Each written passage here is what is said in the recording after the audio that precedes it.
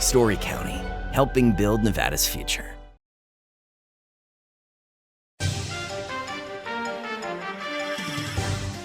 Welcome to Nevada Newsmakers. On the broadcast today, we're going to look at the decisions by the U.S. Supreme Court with former Lieutenant Governor Mark Hutchison here for the whole show of an all-new Nevada Newsmakers.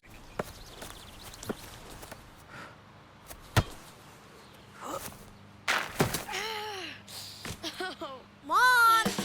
It happens. And when it does, there's UMC Quick Care. Like a traditional handmade basket, retail is woven into the fabric of life in Nevada. From big box to mom and pop, retail supports our communities in countless ways. Jobs for the disabled, team uniforms for kids, help for the elderly, and so much more. Retail employs over 1 in 10 workers. Retail supports Nevada, and we support retail. RANNV.org. A power line is more than a power line. It's maintaining the bottom line for small businesses. It's keeping the assembly line moving for our workforce. For our brightest minds, it's meeting a deadline. It's on the front line with our heroes. And on the sidelines of the biggest games. It's a direct line to our loved ones. And it's a lifeline for the most vulnerable. There's a lot on the line. The Nevada Builders Alliance has been protecting the interests of the construction industry for over 50 years. Our programs save members thousands of dollars every year and allow them to provide much-needed benefits to their employees. Our industry also allows Nevada to grow. If you're thinking about a career in the construction industry, reach out. And if you haven't thought of a career in construction, what are you waiting for? We are the Nevada Builders Alliance. This summer, all roads lead to Tamarack Casino for trucks or bucks. Win up to $5,000 in cash every week. Buckle up and win a brand new Tundra or up to $45,000 in cash. Shift the winning and your good times into high gear at Tamarack Casino. This is Nevada Newsmakers with host Sam Shad, a no-holds-barred political forum. Now, from the Nevada Newsmakers broadcast headquarters, here is Sam Shad. And back on Nevada Newsmakers, we are delighted to welcome back to the program former Nevada Lieutenant Governor Mark Hutchison. When it comes to the Supreme Court decisions, there's only one person I think about, and that's you, Mark. And to start out, just to give a little background, when I first met you, which is going back almost 25 years, you were actually in front of the Supreme Court, the U.S. Supreme Court, presenting arguments. Would you describe what that was like? Yeah, well, when we met, I was representing the state of Nevada in the what we called back then the Obamacare litigation, which was a constitutional challenge by, if I'm not mistaken, 17 states to the federal legislation known as Obamacare, and there was a strong constitutional challenge, and at the time, our Attorney General did not want to take that up and challenge the decision. And so I was appointed by the governor at the time, Jim Gibbons, to represent the state of Nevada. And you and I had many discussions about that process. And it's fascinating. It went from the district court in Florida, went up then to Atlanta, into the U.S. Court of Appeals. Then we went all the way to the Supreme Court. And I was in the courtroom while those oral arguments were being made to the U.S. Supreme Court. I was in the courtroom at every level. And it really is a big deal to be in the U.S. Supreme Court. It's a big deal to make an argument in front of the U.S. Supreme Court. A lot of just very formal tradition and decorum, and the biggest decisions in the country, of course, coming out of that court. I want to get to more on that later on in the program, but let's start talking about some of these decisions that have come out this week. The first one is the spending limits are gone for coordinating between the person who's running and the PACs. And, initially one thinks, okay, this is going to be huge money going to the candidates from these PACs that currently have to be separated. But the reality may not be exactly the same. I spoke to a whole bunch of general managers of TV stations yesterday, and they said that they're willing and do sell the lowest unit rate to the candidates but they only allow them to buy one spot every half hour. So you couldn't suddenly buy, even if you had the money, 10 spots in a half an hour, which, by the way, you can do on digital, which is a complete waste of money. But that's another whole story.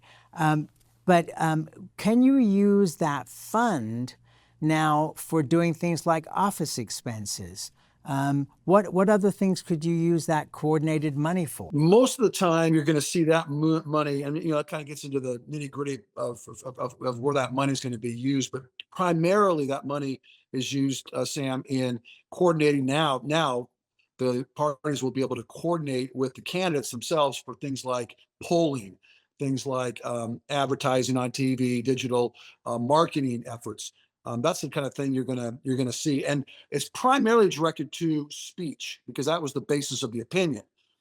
Is that you couldn't put spending limits on parties, how much they could coordinate with the candidate, which is the current law before the court came out and declared it unconstitutional, because it impinges on First Amendment rights. So when you think about, well, what could that money be spent on? It's largely going to be on communication, political speech, that kind of stuff. But there will be a limit put on by the TV stations as to how much the candidates could buy. And the juxtaposition here is that if you're buying what is known as the lowest unit rate, which the stations have to set, you're getting a very good deal. If you're a PAC right now, you pay maybe as much as 5 times or more the price of that lowest unit rate. So it would sound like a bonanza, but not if the inventory is not available.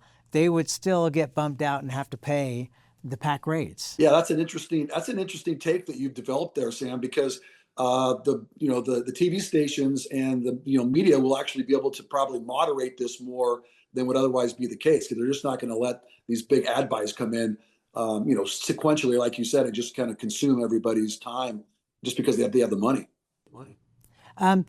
Let me ask you, before we get into other specifics, were you surprised at the makeup on some of these votes? That there were a lot more 6-3 decisions, not in the way people might have anticipated. John Roberts, Amy Coney Barrett, siding with the Democrats. But let me phrase the question in a slightly different way, which is that aren't we seeing the Supreme Court at its best in terms of them looking at the Constitution and the issues and not at the politics of these questions? I think so, Sam. I think that these cases demonstrate, how many times have you heard, well, this is just a MAGA court. There's a rubber stamp for Donald Trump. That is not the case.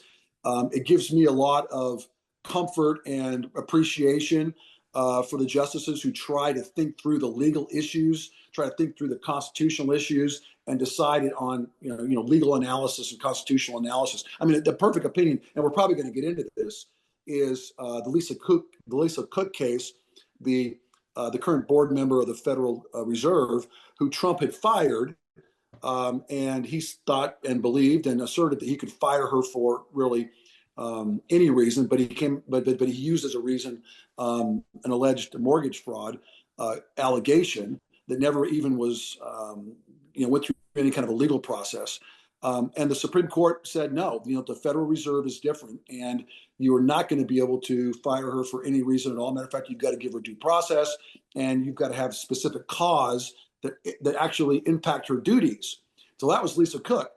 But then in the Slaughter case, which was Slaughter was the name of the Federal Trade Commissioner who Trump had fired, the court said you can fire her at will. There's nothing that protects that. So that Slaughter decision was very impactful. So it was a landmark, and so was the Lisa Cook decision, landmark. But they both came to sort of opposite conclusions with executive power, and the court used constitutional analysis to get there, upheld Trump's actions in one case, and then reversed Trump's action in the other.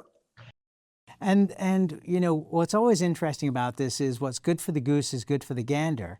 At a time when there may be a different lineup on the Supreme Court, you will see the same rule in place. So an executive, the president, will be able to fire people at will who are in charge of these different boards. That comes out of this. So it may be good for Donald Trump today, but whoever the next president is, Republican or Democrat or independent for that matter, will be able to use the same power. Right. That's exactly right. And what the justices focused on was, look, we only have three branches of government. We have legislative, and we have the judicial, and we have the executive branch of government. And these agencies all fall under the executive branch of government. They made the one exception for the Federal Reserve, which they said was more independent, more sort of historically in line with the first and second United States Bank, where there was more independence in the banking world and setting banking policy in the United States. But for everybody else, the Federal Trade Commission, the EPA, the National Labor Relations Board, the Federal Election Committee, all these alphabet soup agencies, the court has said, they all fall under the president. He's the executive. They're exercising executive power. And so he has control over them. If he wants to fire them at will, he can do that. But you're right. The next president's going to come in and is going to then replace all of those who Donald Trump has put in place and can equally fire them as well. So, but it does come down to the executive, who we elect as president. And it's a good decision, I think, Sam, because the people of the United States can control these federal agencies now through the election of the president. It's a democratic process. Currently, right now, the argument was, at least, these are sort of quasi-independent agencies. If you don't like what the Federal Trade Commission is doing, Donald Trump can just, why I can't fire anybody. Well, now he can, and he's going to be accountable. The president's going to be accountable for these agencies. The other part of it, though, is with the Lisa Cook decision, is that it really helps the new chairman of the Fed in the fact that he can rule the way that he needs to rule without having to worry about interference from the president and pressure from the president. Yes, you're right. And that's and the court said that's the exception. The Federal Reserve is the exception to these independent agencies, this independent agency decision. The independent agencies aren't independent. They fall under the executive. The Federal Reserve is different because of the historical context of national banking and the central bank in this country. And so I think it's a good thing, Sam, as well. I think that, monetary policy, should be left to those who are in the Central Bank of America and not to political pressures where, bring down the interest rates because, I want there to be, a different result than really what these board of governors are going to evaluate and vote on. I think it's a good decision. So let's open up this discussion much wider and say that a lot of people were unhappy at the beginning of the Trump term, as they are with any new president, if they're from the opposing party, that things were being done that people were unhappy about and that there was no check on the presidency. But what we've seen almost 2 years later is that Congress is waking up, that the Supreme Court is making decisions, and they are taking the roles that they should take. It's just that in the world that we live in, where we expect to get our Amazon package delivered within an hour, the Supreme Court and Congress don't work the same way. They don't work the same way, and it was never designed that way. As we celebrate this week, America 250, Sam, we have to celebrate the constitutional system of government that we have. It was intentionally designed by the founding generation to be slow and deliberative and to operate when you had consensus, at least a good chunk of consensus. And so, when we want to have things done quickly and immediately, the system wasn't set up for that. And, and thank God in heaven that it's not set up that way. The most efficient system of government is a tyrant, right? Or a king, right? But our system is democracy, people, Republican form of government, right? The government derives their just powers from the consent of the governed. That's represented in the legislature. And then the judicial branch has a responsibility to make sure the legislature is acting in a constitutional way, passing laws constitutionally. And so they're the check there. And then the executive is supposed to be executing these laws that the people's representative create. And their check is, they control the budget for the president, and the Supreme Court can control what the government does the president does by way of executive order that we've seen over and over again. So there's this great system of checks and balances, all for the purpose, not for efficient government, something that happens overnight, but for liberty and for freedom and to keep concentrations of power that tend to then suppress people out of our government as much as we can. Well, one of the things that one hears all the time is, well, our democracy is in trouble. But I would say that based on what we've seen in the last week, that our democracy is doing just fine, not just within the Supreme Court, but within the Congress. And certainly, as you point out, the Senate was never designed to move speedily. They were designed to slow things down. Exactly right. Madison says that was like the cooling saucer, right, of the Senate. That the House is hot. They get elected every 2 years. The Senate gets elected every 6 years. So the House is always passing legislation. They're acting more quickly because they're coming up for election in 2 years. The Senate comes up for election in 6 years. Fine, pass your legislation in the House, get it over to the Senate. It's going to sit for a while. It's going to simmer for a while. We're going to think about it. We're going to have debates. And, the Senate used to be known as the greatest deliberative body in the world. I'm not sure it's still there now, but I wish it was, and I think it can return there. To your point, I think that Congress is starting to have to pick up the baton more. They delegated so much of their power to the president and the executive branch, Sam, and now what the Supreme Court is doing, I think, is saying that's not our system of government. Let's get the power back to the three branches of government and have them stay in their lanes. All right, let's take a break. We'll come back more with Mark Hutchison on the recent Supreme Court decisions after this time out. My whole life has been public service. It's about people. And when we work together instead of yelling at each other, we get things done. We don't always get everything we want, but that's our system of government. Give and take. We don't give up. We keep working. We keep pushing. And when we break ground on Nevada's first children's hospital, when crime rates come down, and when graduation rates improve, that motivates me. That's why I do it. The trucking industry is the most resilient link in the supply chain, moving 95% of our freight in the Silver State. And while essential, the road isn't always smooth. Supply chain disruptions, rising fuel costs, and unrealistic rules and laws that hamper our ability to serve our customers and country. Our prosperity and every sector of the economy, manufacturing, mining, medicine, and food from farm to table, is tied to trucks. There's nothing without trucking. As you know, Reno is booming. Toll's development company is helping it grow with insightful design and development, building community with every project, adding beauty, adding excitement, emphasizing our shared humanity. Reno is becoming bigger. Toll's development is helping it become better, more livable, more enjoyable. To learn more, go to tollsdevelopment.com. tollsdevelopment.com. Meet Nevada Health Link, Nevada's official health insurance marketplace. Your link to savings, selection, free assistance, and name brand health insurance, where 90% of enrollees lower the cost of their monthly premium. Everyone deserves access to quality health coverage, no matter your income or family size. Visit NevadaHealthLink.com. A few minutes could save you hundreds of dollars per month. Nevada Health Link. Our plans are made for your plans. This is Nevada Newsmakers. And back on Nevada Newsmakers, we continue our conversation with former Nevada Lieutenant Governor Mark Hutchison. Let's talk about birthright citizenship. That was a 6-3 vote. And John Roberts, who seems to have reclaimed his leadership of the Supreme Court, and Amy Coney Barrett joined with the Democrats for that decision.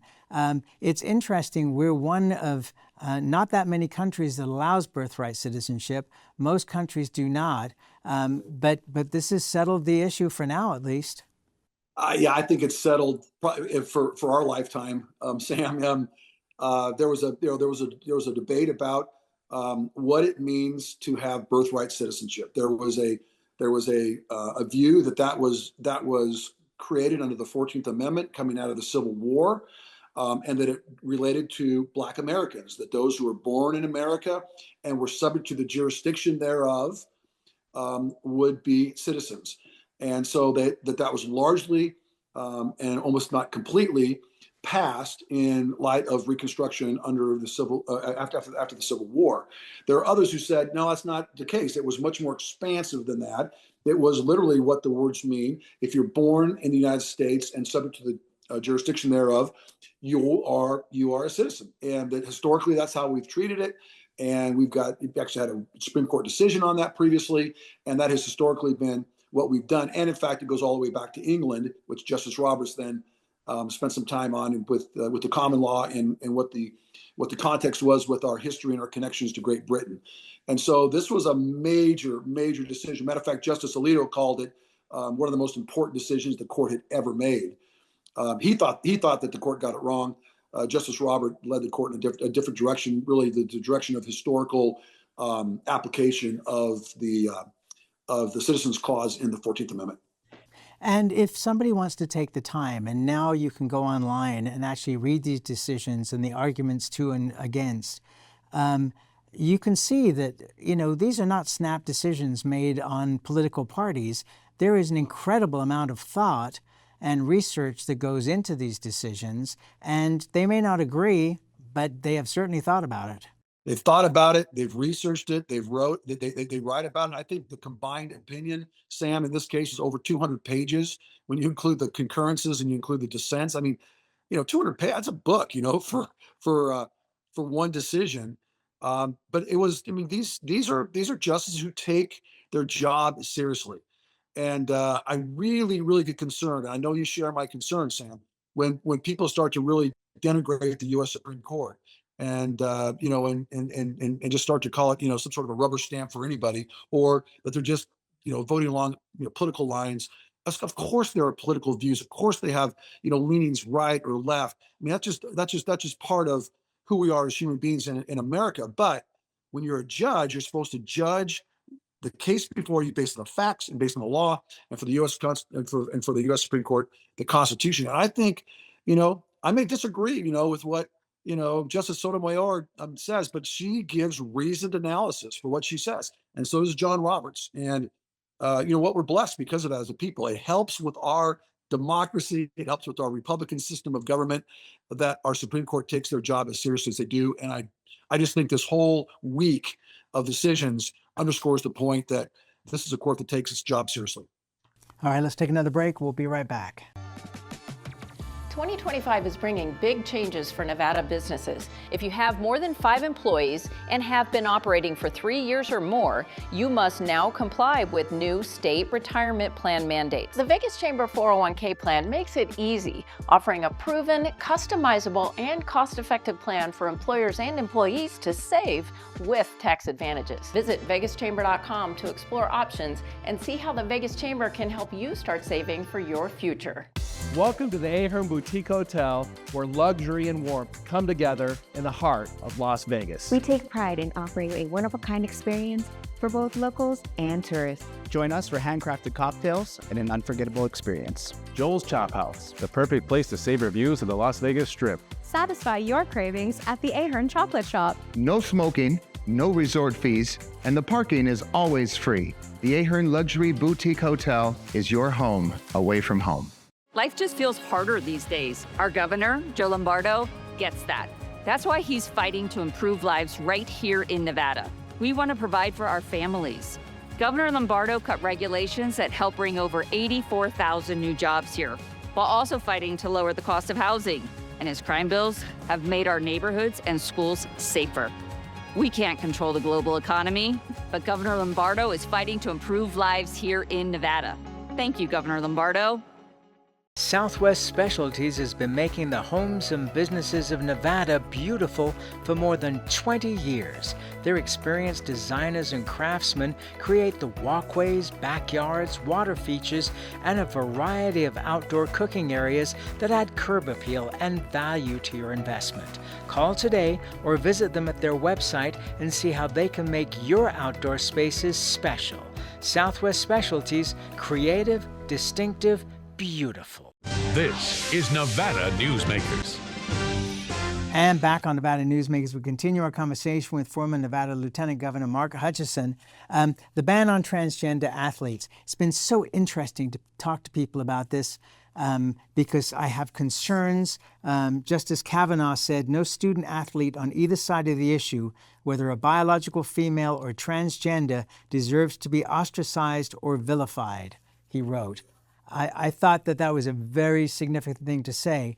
In talking to moms especially, who have kids playing athletics, the arguments are there. It's amazing to me it got to the Supreme Court. They ruled, and now we'll have to follow on from there. Yeah, and I think the good result that flowed from this decision, Sam, is a lot of things in terms of just protecting girls and the challenges they faced if there was a biological male who's a transgender student participating in sports. And, listen, there's very strong emotions on both sides. But the bottom line is this decision sends the decisions about whether or not transgender athletes should be banned or not to the state legislatures. And they can make their decisions on a state-by-state basis. And that's exactly what's happening. That's a good result. And the other thing that people should remember, and they can Google this, is Russian athletes back in the 80s. Where there were a lot of transgender athletes winning races, and America was very upset about that at the time. Yes, I remember that very big controversy. But my friend, we are out of time. I always appreciate you being on the program. Come back soon, and we'll talk more.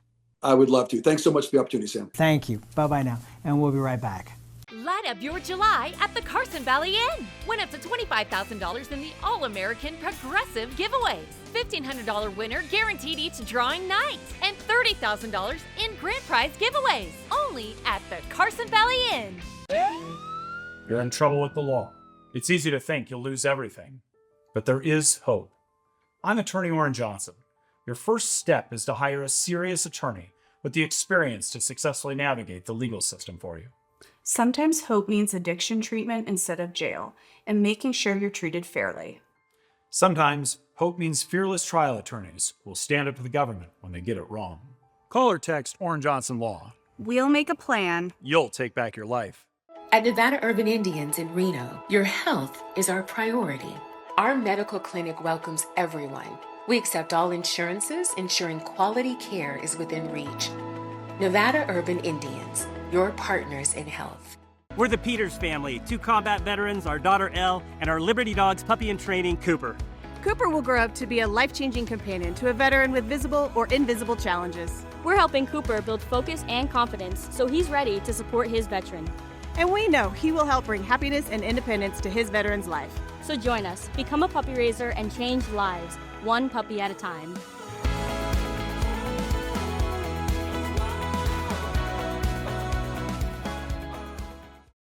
At the heart of the Tahoe Reno Industrial Center, we power the future with global leaders in technology and manufacturing. From advanced manufacturing to tech innovation, our industries are creating thousands of quality careers, fueling a vibrant economy that benefits every Nevadan. Story County, helping build Nevada's future.